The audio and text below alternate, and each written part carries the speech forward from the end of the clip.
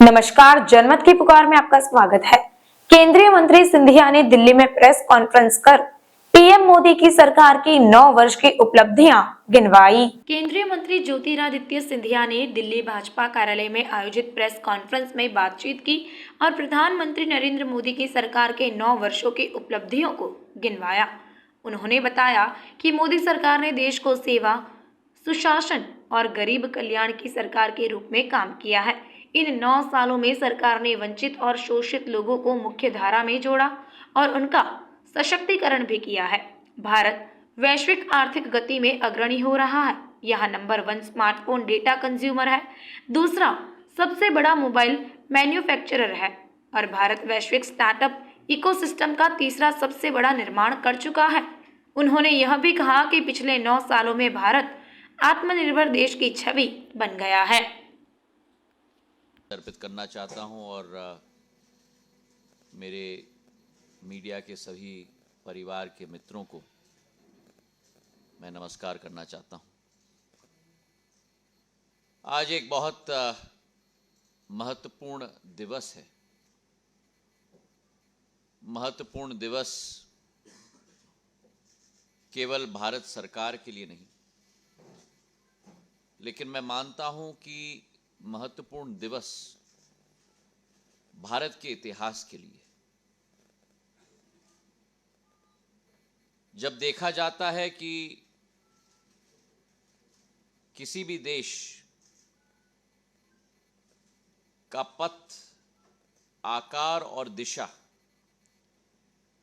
बनाने में कई सदियां गुजर जाती हैं, लेकिन पिछले 9 वर्षों में जो ऐतिहासिक प्रगति, ऐतिहासिक परिवर्तन प्रधानमंत्री नरेंद्र मोदी जी के नेतृत्व में, भारत की समस्त जनता के आशीर्वाद, भारत की समस्त जनता की साथ को लेकर संभव हो पाया है, उस पर आज मैं थोड़ा प्रकाश डालना चाहूंगा।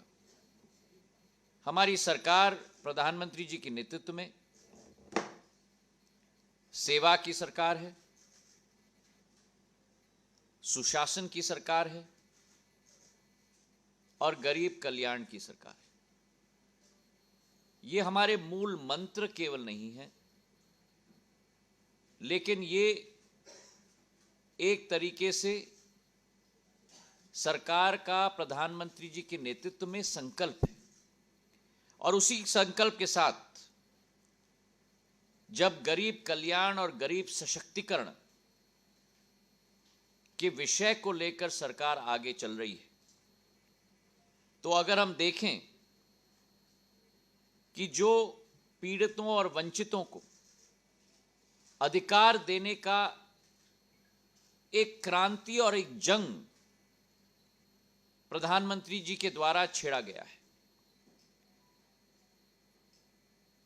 इस विषय के साथ कि जब हम कहते हैं कि सबका साथ, सबका विकास, और जब सबका साथ हो, सबका विकास हो, उसी उपलक्ष्य में संपूर्ण भारत का विकास हो। पिछले 68 वर्षों में भारत की आजादी के समय से जो स्थिति उत्पन्न हो पाई है, उस पर अगर हम विश्लेषण करें तो आश्चर्यजनक स्थिति उत्पन्न होती है।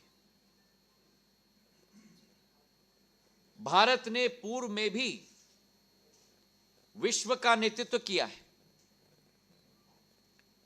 1820 में जब पूरे विश्व के घरेलू उत्पादन का दर हम देखते थे, भारत उस समय में, उस सदी में, उस कालखंड में पूरे विश्व के घरेलू उत्पादन का दर का करीब 16% भाग होता था। और वही 16% भाग से 2014 तक हम लोग 2.6% तक सिमट गए। पिछले 9 वर्षों में जो पुरानी एक प्रवृत्ति थी भारत के प्रति, देखा जाता था कि तकनीक के क्षेत्र में, टेक्नोलॉजी के क्षेत्र में भारत को पिछड़ा समझा जाता था। उसी के साथ अगर हम देखें कि विकसित देशों के साथ भारत को एक शागिर्द के रूप में देखा जाता था, और वहीं एक भ्रष्टाचार का आलम था, और सरहद पर विदेशी ताकतों के समक्ष भारत कभी भी अग्रसर नहीं हो पाता था। और आज अगर हम जो स्वरूप देखें पिछले 9 वर्षों का, कभी कभी लगता है कि विश्वास नहीं होता है कि वही भारत है।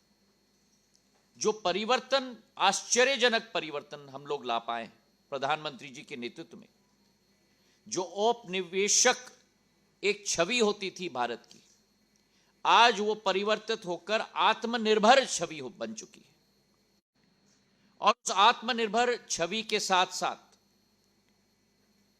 इसका एक बहुत बेहतरीन उदाहरण हमने कल संसद भवन के लोकार्पण में देखा, जो भारत की प्रगति, भारत की विकास के प्रतिबिंब के रूप में आज खड़ा हो चुका है। संपूर्ण भारत का समावेश है उस इमारत में, जहां एक तरफ आधुनिकता को अपनाया गया है, वहीं प्राचीन संस्कृति, प्राचीन मूल्य, प्राचीन सिद्धांत, भारत के कोने कोने की क्षमता, एक एक राज्य की क्षमता अलौकिक रूप से उस इमारत में आज शामिल हो चुकी है। तो वो संसद भवन प्रजातंत्र की जननी के रूप में केवल नहीं, लेकिन हर एक भारतवासी की आत्मा, आशा और अभिलाषा की प्रतिबिंब आज बन चुकी है। तो एक परिवर्तन मेरे भाइयों और बहनों आया है, और आज वही भारत जो 11 नंबर पर था आर्थिक विकसित देशों के रूप में 2014 में, आज वही भारत 9 वर्षों में 5 नंबर पर आ चुका है। और हमने किसको पीछे छोड़ा है? जिस देश की विचारधारा थी भारत के ऊपर राज करने की, उस यूनाइटेड किंगडम को 6वें जगह पर रखकर आज भारत 5वें नंबर पर आ चुका है। और यह अंत नहीं है, यह तो महज शुरुआत है इस सफर की। और आपके द्वारा दर्शकों को भी विश्वास दिलाना चाहता हूं कि प्रधानमंत्री जी का संकल्प है कि 2030 तक यही भारत तो 11 नंबर पर था, जो आज 5 नंबर पर है, 2030 तक वही भारत तीसरी सबसे बड़ी आर्थिक महाशक्ति के रूप में उभरने वाली है। जापान और जर्मनी को आने वाले 7 सालों में हम पीछे छोड़कर तीसरे नंबर पर पहुंचने वाले। आर्थिक रूप की दृष्टिकोण अगर हम देखें तो आज भारत में आर्थिक प्रगति 6.1% के आधार पर बढ़ रही है, जो आज विश्व में एक नया कीर्तिमान है। सबसे विकसित प्रगतिशील देश के रूप में आज भारत उभर रहा है। सबसे बड़ी आबादी का देश, सबसे नौजवान देश, 140 करोड़ की आबादी, 70% देश की जनता 35 वर्ष की आयु के नीचे, मतलब 90 करोड़ लोग। मानव संसाधन की शक्ति आज भारत की आप देखो, अमेरिका की 3 गुना आबादी, यूरोप की 1.5 गुना आबादी, सबसे बड़ी आबादी का देश, सबसे बड़े युवा शक्ति का देश, और सबसे तेज गति से आर्थिक प्रगति करने वाला देश। आज ये छवि भारत की प्रधानमंत्री जी के नेतृत्व में विश्व पटल पर बन चुकी है। और इसके पीछे कई स्तंभ हैं, कई नींव हैं, कई योजनाएं हैं, कई संकल्प हैं। और उन नींवों पर, संकल्पों पर, योजनाओं पर थोड़ा प्रकाश में डालना चाहूंगा। सरकार की पहला संकल्प कि गरीबों का उत्थान, गरीबों के लिए सेफ्टी नेट। एक समय था हमारे देश में जहां केंद्र में बैठी हुई सरकार यह कहती थी कि अगर 1 रुपया केंद्र से भेजा जाता है तो केवल 15 पैसे लाभार्थी के खाते में पहुंचता है। आज जो रूपरेखा प्रधानमंत्री जी के द्वारा बनाई गई है, चाहे 50 करोड़ जनधन के अकाउंट की हम बात करें, चाहे यूपीआई की हम बात करें, उसके आधार पर जब केंद्र में, दिल्ली में बटन दबाया जाता है तो वो राशि सीधे लाभार्थी के खाते में 100% पहुंचाया जाता है। बीच में कोई बिचौली नहीं। यह परिवर्तन आज सूचना प्रौद्योगिकी की क्षमता के आधार पर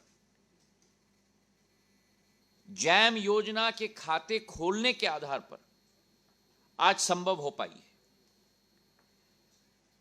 कोविड के समय में पूरे विश्व में एक भय का माहौल था। ऐसी महामारी विश्व ने कभी पिछले 100 वर्षों में नहीं देखी थी। स्वाभाविक है, हर देश ने अपने दीवार खड़े कर दिए। और वो भारत जो विश्व में झोली फैलाकर वैक्सीन की गुहार करता था,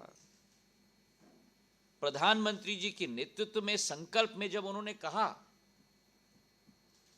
विश्व के लिए चुनौती है, पर भारत हर चुनौती को अवसर में परिवर्तित करेगा। और उस संकल्प के साथ जिस देश में एक भी वैक्सीन की आविष्कार या उत्पादन नहीं हुई थी, उसी देश में 2 कोविड के वैक्सीन की आविष्कार और उत्पादन क्षमता की शुरुआत की गई। और ऐसा कोविड काल में वैक्सीनेशन का एक अभियान जो हम देश की बात छोड़ें, विश्व ने न देखा हो। कोविड के समय में 220 करोड़ टीके लगे और हर व्यक्ति जिसे टीका लगा है, अमेरिका जैसे देश, इंग्लैंड जैसे देश में कागज के पर्ची पे लिखा जाता था आपका नाम, जिस दिन पे आप आए हैं और जिस दिन पे टीका लगाया गया है। पर भारत में कोविन एप्लीकेशन के आधार पर, सूचना प्रौद्योगिकी की क्षमता के आधार पर हर व्यक्ति को एक डिजिटल सर्टिफिकेट प्रदान की गई। यह आसान बात नहीं है मेरे भाई और बहनों। महामारी के समय में ऐसी क्षमता को उजागर करना किसी देश में, और आज वो कोविन की क्षमता विश्व के कई देश भारत से लेना चाहते हैं। केवल भारत में 220 करोड़ टीकाकरण नहीं हुए, लेकिन जो देश विदेश से वैक्सीन्स की आयात करता था, वही देश ने 100 देशों तक जो विचारधारा है हमारी संस्कृति की, हमारी मूल्य की, हमारी पुरानी इतिहास की, वासुदेव कुटुंबक, उसी देश ने 100 देशों तक वैक्सीनों का निर्यात किया, ताकि भारतीयों की तो जान बचाई, लेकिन विश्व के 100 देशों के लोगों की जान बचाने में भी भारत का पूर्ण रूप से योगदान रहा। यह भारत की क्षमता, भारत की बदलती हुई छवि। और जब हम गरीब कल्याण की योजनाओं की बात करें, प्रधानमंत्री आवास योजना, जहां 3.5 करोड़ लोगों को इतिहास में पहली बार ग्रामीण एवं शहरी क्षेत्र में अपने सिर के ऊपर छत दिलाने का कार्य प्रधानमंत्री जी के द्वारा किया गया। 9 साल के अंदर 12 करोड़ करीब नल जल के कनेक्शन। इसके पूर्व अगर पानी का स्रोत होता था लेकिन घर में टोटी नहीं होती थी, ग्रामीण इलाके में टोटी कहा जाता है, और अगर घर में टोटी थी तो पानी का स्रोत नहीं होता था।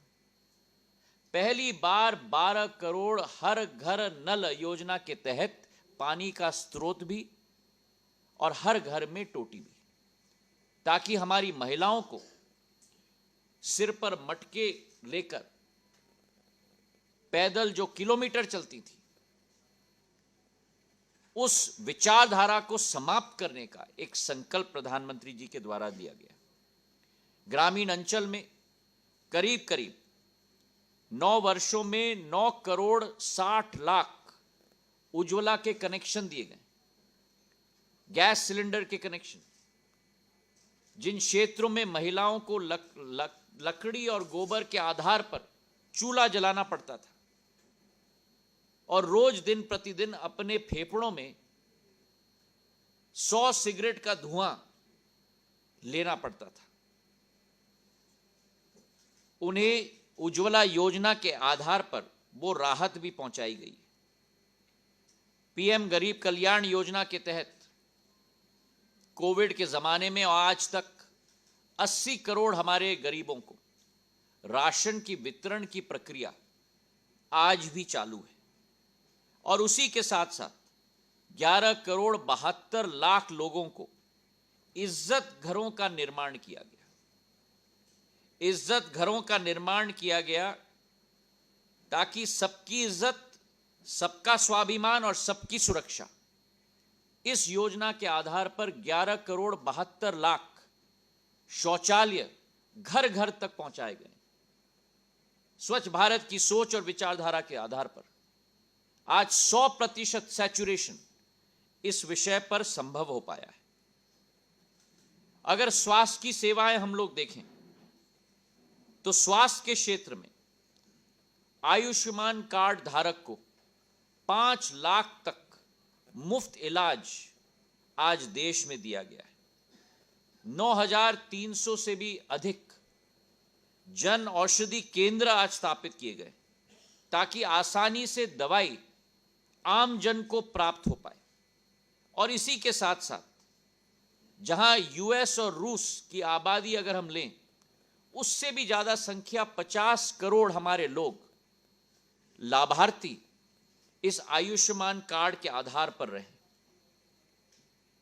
महिलाओं के लिए 1 रुपये पे पैड भी उपलब्ध किया गया है ताकि स्वास्थ्य की पूरी अधोसंरचना और पूरी सेवा देश भर पे हम लोग लागू कर पाएं।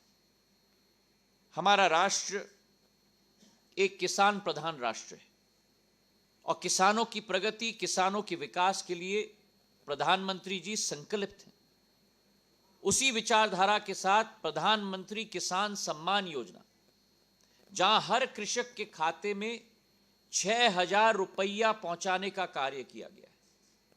आज तक 11 करोड़ किसान हमारे देश के इसी योजना से लाभान्वित हुए। कृषि के क्षेत्र में 80% हमारे किसान सीमांत कृषक हैं। उनके एक एक के खाते में 6,000 रुपया प्रति वर्ष पहुंचाने का कार्य 11 करोड़ किसानों के खाते में 2,25,000 करोड़ रुपए आज तक पहुंचाने का ऐतिहासिक कार्य हमारी सरकार के द्वारा की गई है। हम चाहते हैं विकास हो तो सबका विकास हो, और जब सबका विकास हो, इसी विचारधारा के साथ राष्ट्रीय पिछड़ा वर्ग आयोग को संवैधानिक दर्जा भी दिया गया, और इसी के साथ साथ उच्च शिक्षा के लिए 10% का आरक्षण भी दिया गया। दिव्यांगों के अधिकारों के लिए हमारे दिव्यांगों की कैटेगरी जो 7 तक सीमित थी, उन्हें 21 तक बढ़ाया गया। तो सामाजिक विकास का ताना बाना के साथ साथ अधोसंरचना का ताना बाना का भी एक नई कीर्तिमान हमारे देश में स्थापित हुई है। भारत की पहचान कभी भी बुनियादी अधोसंरचना के आधार पर नहीं होती थी, लेकिन आज अधोसंरचना के क्षेत्र में भी भारत एक सितारे के रूप में उभर रहा है। रेलवे को अगर हम देखें तो हमारा संकल्प है 400 वंदे भारत ट्रेन की शुरुआत हम लोग करेंगे, जिसमें से 20 की शुरुआत ऑलरेडी हो चुकी है। मेरे मंत्रालय की बात हम करें, अगर नागर विमानन क्षेत्र की हम बात करें, तो आजादी से आज तक 68 वर्षों में जहां केवल 74 एयरपोर्ट बनाए गए थे, 9 वर्षों में प्रधानमंत्री जी के नेतृत्व में एयरपोर्ट, हेलीपैड और वाटरड्रोम मिलाकर 74 अतिरिक्त बन चुके। तो जो 68 सालों में हो चुका है, उसे ही हमें 9 सालों में हमने करके दिखाया है। और हमारा सफर यहां नहीं रुकेगा। 74 से हम 148 तक पहुंचे और आने वाले 4 सालों के अंदर हम लोग इस आंकड़ा को 200 तक ले जाएंगे। ये मैं विश्वास आपको दिलाना चाहता हूं। और ये वृद्धि केवल बड़े बड़े शहरों में नहीं होगी। मुंबई, दिल्ली, चेन्नई, हैदराबाद, बेंगलोर, कलकत्ता, लेकिन छोटे छोटे शहरों तक नागर विमानन क्षेत्र की प्रजातंत्रीकरण प्रधानमंत्री जी के द्वारा किया गया है, जहां उड़े देश का आम नागरिक, हवाई चप्पल पहनने वाला भी हवाई जहाज में उड़े। तो जहां रेल और नागर विमानन की हमने बात की, आज डिजी यात्रा के तहत सूचना प्रौद्योगिकी का इस्तेमाल करके आम जनता के लिए सहूलियत, डिपार्चर गेट से प्लेन तक पहुंचने के लिए केवल 5 मिनटों के अंदर व्यक्ति पहुंच सकता है। यह प्रक्रिया आज 7 एयरपोर्ट्स में पूर्ण रूप से चल रही है। ड्रोन की टेक्नोलॉजी, प्रधानमंत्री जी की सोच है कि जो नई तकनीक विश्व में आए, उसमें भारत एक विश्व लीडर बने, विश्व का नेतृत्व करे। और हमारा लक्ष्य है कि 2030 तक Bharat drone hub of the world के रूप में परिवर्तित होगा। तो जहां नागर विमानन की हमने बात की है, रेलवे की हमने बात की है, वहां हाईवे की हम बात करें। हाईवे की बजट में 2014 से आज तक 500% की बढ़ोतरी हो चुकी है।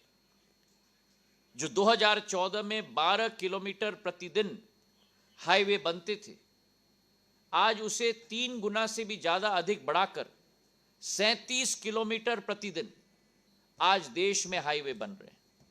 जो 68 वर्षों में केवल 90,000 किलोमीटर नेशनल हाईवे बने थे, 9 वर्षों में 53,000 किलोमीटर से भी ज्यादा अधिक नेशनल हाईवे हमने बनाकर रख दिया है।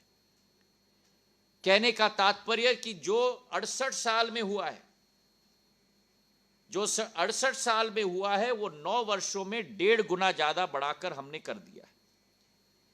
पहले जमाने में वाटरवे की सूद भी किसी को नहीं थी कि जल के आधार पर हम लोग अर्थव्यवस्था और सुविधा हम लोग प्राप्त कर पाए। आज 111 वाटरवे देश में संचालित है। और इसी के साथ साथ अगर हम मेट्रो की हम बात करें, तो जहां देश में एक समय में 248 किलोमीटर की ही मेट्रो की जाल बची हुई थी 2014 तक, 9 वर्षों के अंदर इसे हमने 3.5 गुना बढ़ाकर 860 किलोमीटर मेट्रो का जाल आज देश में बना दिया है। और जहां 5 शहरों तक मेट्रो सीमित थी, आज वही मेट्रो 15 शहरों तक पहुंच चुकी है। तो जहां हमने सामाजिक विकास की बात की, जहां हमने देश की अधोसंरचना की बुनियाद की हमने बात की, वहीं भविष्य की विचारधारा के आधार पर नए स्तंभ हमें देश में गाड़ने होंगे। नौजवानों के लिए, महिलाओं के लिए, युवाओं के लिए। और आज सबसे ज्वलंत मांग है शिक्षा के क्षेत्र में। और प्रधानमंत्री जी की सोच और विचारधारा है कि ये युवा पीढ़ी ही शताब्दी काल तक, अमृत काल से इस देश की सफर को तय करेगी। और इसलिए जो 30 साल में शिक्षा की प्रणाली में कोई परिवर्तन नहीं आया, नेशनल एजुकेशन पॉलिसी के तहत आज पूर्ण परिवर्तन शिक्षा के प्रणाली में हम लोग ला चुके हैं। केवल किताबों की शिक्षा के आधार पर नहीं, लेकिन एक्सपीरियंशियल लर्निंग की सुविधा भी पहुंचाने की सोच और विचारधारा के साथ ये नई एनईपी की शुरुआत देश में की गई है। आज देश में हम लोग देखें तो जहां 7 ऑल इंडिया मेडिकल इंस्टीट्यूट होते थे, आज 15 हो चुके। मेडिकल कॉलेज की बात करें तो 700 नए मेडिकल कॉलेज की अधोसंरचना की श्रृंखला की शुरुआत की गई। करीब 70,000 नए मेडिकल सीट की वृद्धि हुई है। 7 नए आईआईटी लगे हैं, 7 नए आईआईएम बने और 390 नए विश्वविद्यालय बन चुके हैं। तो जहां हम लोग कहें कि शिक्षा के क्षेत्र में, स्वास्थ्य के क्षेत्र में वृद्धि हुई, वहीं नए प्रतिबिंब देश के विकास के और प्रगति के, चाहे एयरपोर्ट के रूप में हो, जम्मू कश्मीर या असम के पुलों के रूप में हो, स्टैच्यू ऑफ लिबर्टी के रूप में हो, हमारे अटल जी के नामांकन पर अटल टनल हो, प्रधानमंत्री गति शक्ति की हो, तो ये नई सोच, नई विचारधारा, आधुनिक सोच, आधुनिक विचारधारा का निर्माण आज भारत में संभव हो पाया है।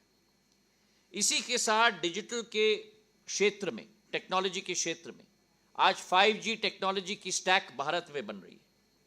सस्ता इंटरनेट, बढ़ती मोबाइल का उत्पादन, और इसी के साथ अगर हम देखें कि भारत की क्षमता आज ग्लोबल इनोवेशन रैंकिंग में 45वें पे पहुंच चुकी है। जिस देश में एक यूनिकॉर्न नहीं होता था, आज उस देश में 100 यूनिकॉर्न स्थापित हैं। इसी के साथ 5वीं आर्थिक शक्ति के रूप में उभरता हुआ भारत ईज ऑफ डूइंग बिजनेस में भी वृद्धि पा चुका है। मोबाइल के उत्पादन पे विश्व में दूसरे नंबर, ऑटोमोबाइल के उत्पादन में विश्व में आज भारत तीसरा नंबर। और इसी के साथ साथ जहां हम बात करते हैं कि 1 लाख से ज्यादा स्टार्टअप आज भारत में पूर्ण रूप से निर्मित हो चुके हैं। प्रधानमंत्री कौशल विकास योजना के आधार पर करीब करीब 1,37,00,000 नौजवानों को रोजगार के अवसर उत्पन्न हो पा रहे हैं प्रशिक्षण के आधार पर। 10 लाख लोगों को सरकारी नौकरी हर महीने, 70 से 75 हजार लोगों, बच्चों को, नौजवानों को सरकारी नौकरियां दी जा रही हैं। और खेलकूद के क्षेत्र में हम बात करें, जो टोक्यो का ओलंपिक हुआ था 2020 में, भारत का सबसे सर्वश्रेष्ठ परफॉर्मेंस, जहां 26 पद हम लोग पा चुके हैं। तो जहां आधुनिकता, जहां सर्वांगीण विकास, जहां गरीबों का कल्याण, वहीं प्रधानमंत्री जी की सोच और विचारधारा है कि विरासत भी और विकास भी। और इसी सोच और विचारधारा के आधार पर मर्यादा पुरुषोत्तम भगवान राम जी की भव्य मंदिर, जो आप और हमारे और देश के 140 करोड़ जनता की आशा और अभिलाषा थी, उसका आज निर्माण होने जा रहा है।